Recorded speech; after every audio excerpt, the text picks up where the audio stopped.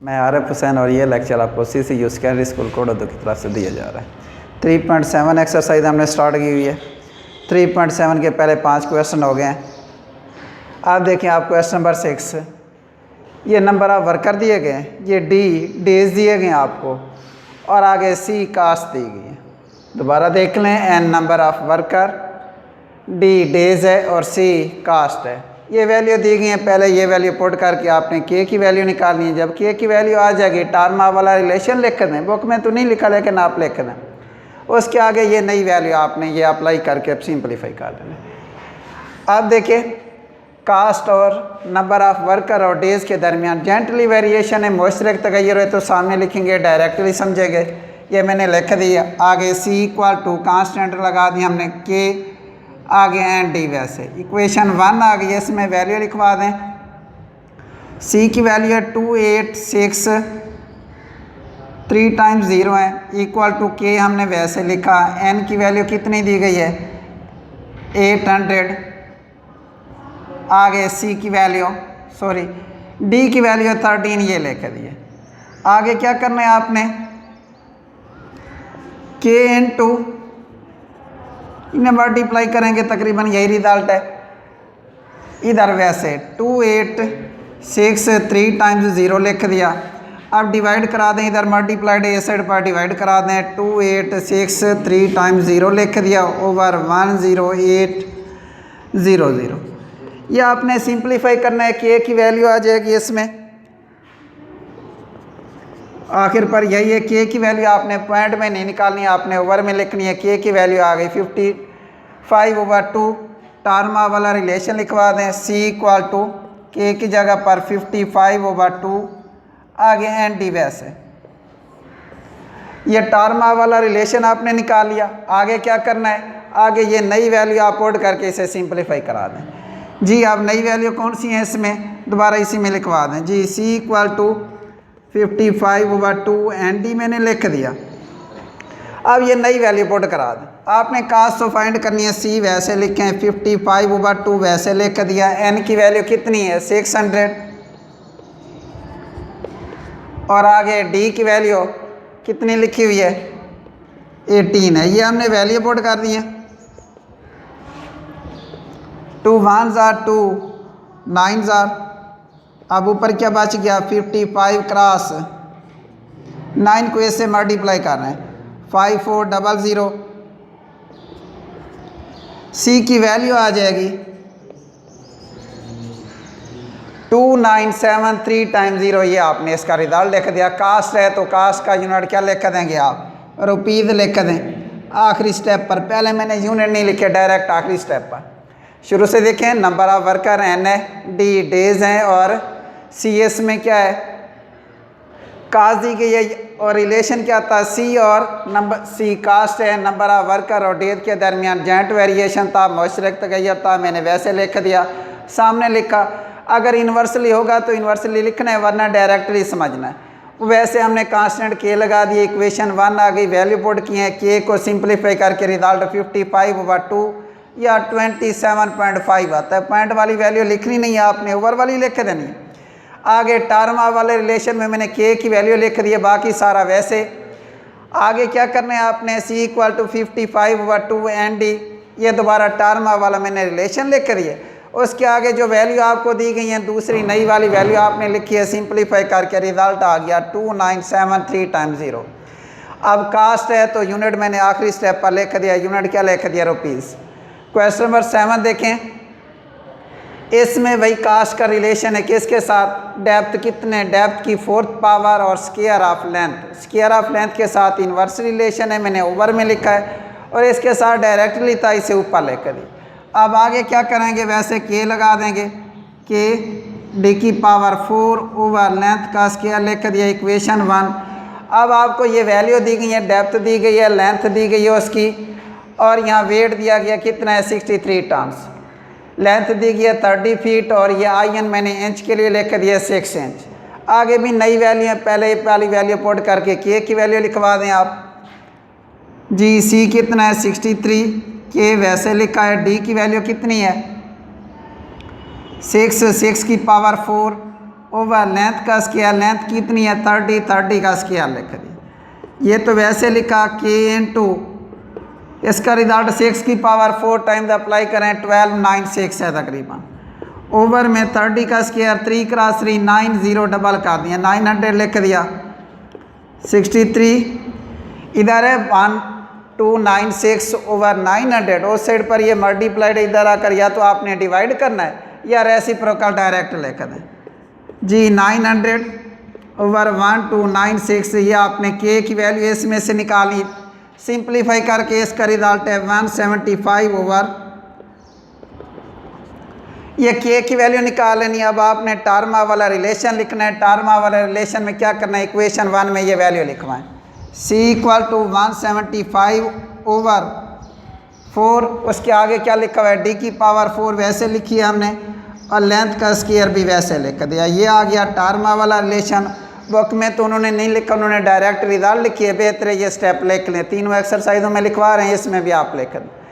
आगे क्या करना है, नई वैल्यू आपने लिखनी है, दोबारा यही टार्मा वाला रिलेशन लिखवा दें, c =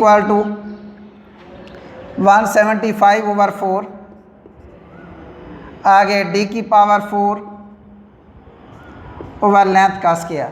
अब इसमें ये नई वाली वैल्यू आपने लिखनी है, ये नई वैल्यू लेकर सिंप्लीफाई करा देना जी। 175 और d की वैल्यू अब कितनी है 4 की पावर 4 ओवर 4 इंटू लेंथ कितनी है, इसमें लेंथ आपने फाइंड करनी है, लेंथ वैसे लिखें लेंथ का स्क्वायर, और c की वैल्यू दी गई है 28, तो c की जगह पर आपने 28 जो वैल्यू दी गई थी वैल्यू पुट कर दिया। यूनिट मैंने नहीं लिखे, आखिरी स्टेप पर लिख देंगे। अब वैसे लिखवाओ 28 = 175 क्रॉस 4 की पावर 4, 4 को 4 टाइम मल्टीप्लाई करें, रिजल्ट 256 है ओवर 4 क्रॉस वही लेंथ का स्क्वायर। अब इसे क्रॉस करा दें आप, 4 1 जार 4 6 जार 24, आगे 16 बन गया, 4 4 जार 28 = 175 क्रॉस 64 ओवर है लेंथ का स्क्वायर। अब इन दो को उधर ये मल्टीप्लाइड इधर डिवाइड करा दें, या डायरेक्ट स्टेप आप करा दें, लेंथ का स्क्वायर इधर लेकर दें 175 क्रॉस 64 ओवर क्या करना है आपने 28 लिख दिया है। सिंप्लीफाई नहीं करना है, रिजल्ट वही आ जाता है, लेंथ का स्क्वायर किसके बराबर है 400। अब आपने निकालनी थी खाली लेंथ की वैल्यू, तो स्क्वायर रूट अप्लाई कर दें दोनों साइडों पर। लेंथ कितनी आ गई = ±20, नेगेटिव वैल्यू आपने इग्नोर कर देनी है, पॉजिटिव वैल्यू लिख दी। आप ऊपर देख लें लेंथ का यूनिट कौन सा लिखा हुआ था, फीट है, तो आखिरी स्टेप पर मैंने यूनिट लिख दिया, पहले मैंने कहीं भी यूनिट नहीं लिखे। वैल्यू आपने पहले वाली पुट की है, सिंप्लीफाई किया है, k की वैल्यू ओवर में बेहतर लिखें आप, पॉइंट वाली ना लिखें। आगे टार्मा वाला रिलेशन लिखा है, सिर्फ इक्वेशन 1 में k की वैल्यू लिख दो, उसी टार्मा वाले रिलेशन में मैंने नई वैल्यू पुट करके सिंप्लीफाई किया, आखिर पर ±20 है। नेगेटिव लेंथ हो नहीं सकती, मैंने नेगेटिव इग्नोर कर दिया, पॉजिटिव वैल्यू लिख दी। अब आगे क्वेश्चन नंबर 8, इसमें t लिखा हुआ है, t टाइम पीरियड को शो कर रहा है, w वेट है, d डेप्थ है और p मोटर की पावर बताई गई। इसमें ये आपको वैल्यू दी गई है, वैसे आपने वैल्यू पुट करनी है। रिलेशन जो कंडीशन दी गई थी, टाइम पीरियड डायरेक्ट रिलेशन है वेट और आगे डेप्थ के, और इन्वर्सली रिलेशन है किसका पावर के, वो मैंने ओवर में लिख दी। t = KWD ओवर P, ये इक्वेशन 1 आ गई। अब इसमें आपने ये पहले वाली वैल्यू लिखवानी है, यहाँ तक पहली वैल्यू लिखी हुई है, ये वैल्यू लिखवाएं, इसे सिंप्लीफाई कराएं। अब t कितना है इसमें 25 सेकेंड है, यूनिट में नहीं लिख रहा। आगे k वैसे, आगे w की वैल्यू कितनी है इसमें 500, LB लिख दिया पाउंड।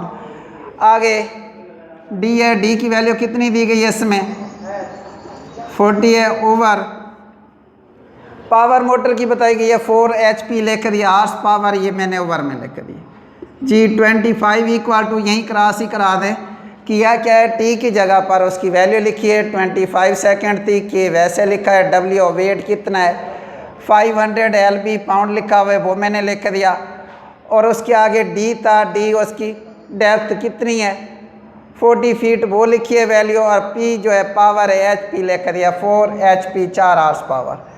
अब यहीं क्रॉस करा दें आप, 4 1 जार 4 10 जार के × इसे मल्टीप्लाई करा दें, 5 1 जार 5 आगे 3 0 लिख दें। करना क्या आपने 25 ओवर ये डिवाइड मल्टीप्लाइड वाला स्टेप ऐसे दोहरा देना है। 1/200 ये के की वैल्यू निकल आती है तकरीबन। सिंप्लीफाई करें, आगे क्या करना है आपने टार्म वाला रिलेशन लिखवा दें वैसे, t = 1/200 उसके आगे WD ओवर P 1 लिख दें, आपकी मर्जी ना लिखें फिर भी सही है। ये अब आ गया टार्मा वाला रिलेशन। इसी टार्मा वाले रिलेशन में क्या करना है, अब नई वैल्यू आपने पुट करके सिंप्लीफाई कर दें। जी आप लिखवाएं, आप वैल्यू ऑफ P कितनी है इसमें, t = T इसमें अगर आपको बताया गया तो T की डायरेक्ट वैल्यू लिखवा दें। मैं इसी इक्वेशन में रिलेशन में डायरेक्ट वैल्यू लिख रहा हूँ। अब T है इसमें 40 तो वैसे लिखा, आगे W और D लिखा हुआ है। W कितना है 800 पाउंड बताया गया वो लिख दिया है। D कितना है 120 है। और ओवर में लिखा हुआ है 200 और P पावर आपने इसमें फाइंड करना है तो P वैसे लिख देंगे। जी आप सिंप्लीफाई करा दें, 0 क्रॉस करा दिए, 2 1 जार 2 4 जार 40 = इन्हें मल्टीप्लाई करा 480 ओवर P डायरेक्ट इंटरचेंज कर देना। P = ये इधर लिख दिया 40 को ओवर में, 480 ओवर 40 0 से क्रॉस करा दिए, 4 1 जार आगे 4 2 जार। पावर आपने फाइंड करनी थी कितनी आ गई 12। आखिरी स्टेप पर आपने यूनिट लिख देने, आवर्स पावर मैंने लिख दिया HP। सवाल सारा वैसे सिंप्लीफाई किए, के की वैल्यू निकाली है, वो भी मैंने ओवर में पॉइंट वाली नहीं लिखी, टार्मा वाला रिलेशन लिखा। इसी टार्मा वाले रिलेशन में क्या करना है आपने, ये नई वैल्यू लिख कर आगे सिंप्लीफाई किया, आखिर पर 12 रिजल्ट आ गया। अब आखिरी स्टेप पर मैंने यूनिट लिख दिया, पावर का यूनिट आवर्स पावर लिखा हुआ था HP मैंने लिख दिया। क्वेश्चन नंबर 9, इसमें K.E मैंने लिख दिया, किनेटिक एनर्जी का रिलेशन है, इसमें मैंने पूरा लिख दिया। आगे सिर्फ एनर्जी के लिए मैंने सिर्फ E लिख देना है। क्यों कांस्टेंट हम K लिखेंगे, इसी वजह से सिर्फ आप E लिख देंगे। किनेटिक एनर्जी या एनर्जी डायरेक्टली प्रोपोर्शन है किसके, मास और वेलोसिटी। या जेंटली लिख दें या डायरेक्टली लिख दें, सामने लिख देंगे। आपको वैल्यू दी गई, एनर्जी दी गई है 4320 फीट पर LB और मास कितना है 45 LB या पाउंड। वेलोसिटी दी गई है 24 फीट पर सेकंड। आगे एनर्जी फाइंड करनी है, किनेटिक एनर्जी को मैंने इधर E लिख दिया, ऊपर भी वैसे E लिख दिया। अब इधर लिखवाएं आप, चलो पहले तो वैसे लिखवा दें या आप इधर डायरेक्ट E लिख दें। किनेटिक एनर्जी डायरेक्ट रिलेशन है किसके, मास और वेलोसिटी का स्क्वायर और प्रोडक्ट भी। जी E = kmv², ये इक्वेशन 1 आ गई। इसमें करना क्या आपने, ये वैल्यू लिख देनी है, कितनी है E की वैल्यू 4320। आगे K वैसे लिखवाएं, मास कितना है इसमें 45 और वेलोसिटी कितनी दी गई है 24।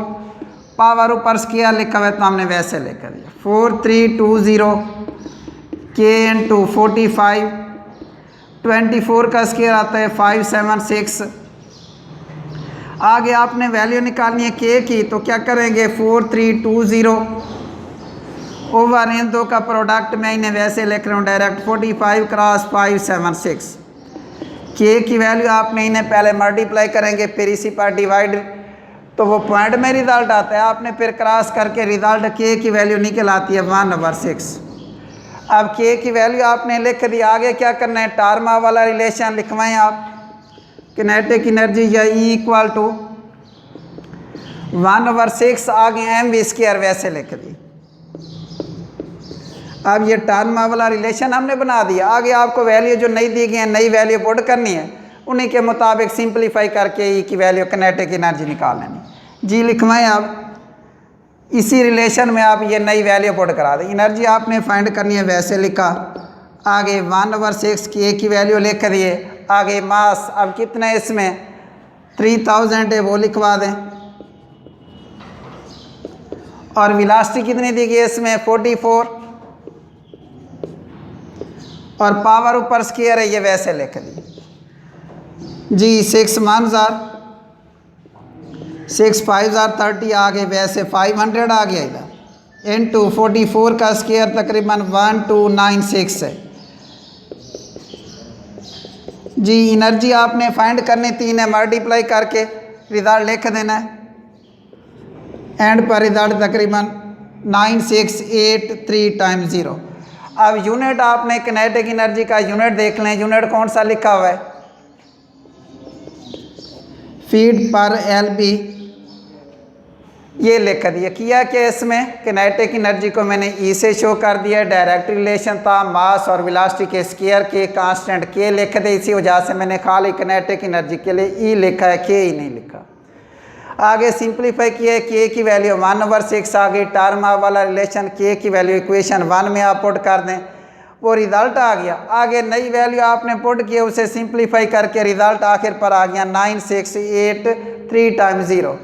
ये रिज़ल्ट आपने निकाल लिया। अब आखिरी स्टेप पर, यूनिट मैंने कहीं भी नहीं लिखे, सिर्फ आखिरी स्टेप पर यूनिट एनर्जी का क्या लिखा हुआ था, फीट पर LB, मैंने वही लिख दी। नेक्स्ट एक्सरसाइज अगले लेक्चर में देखिए।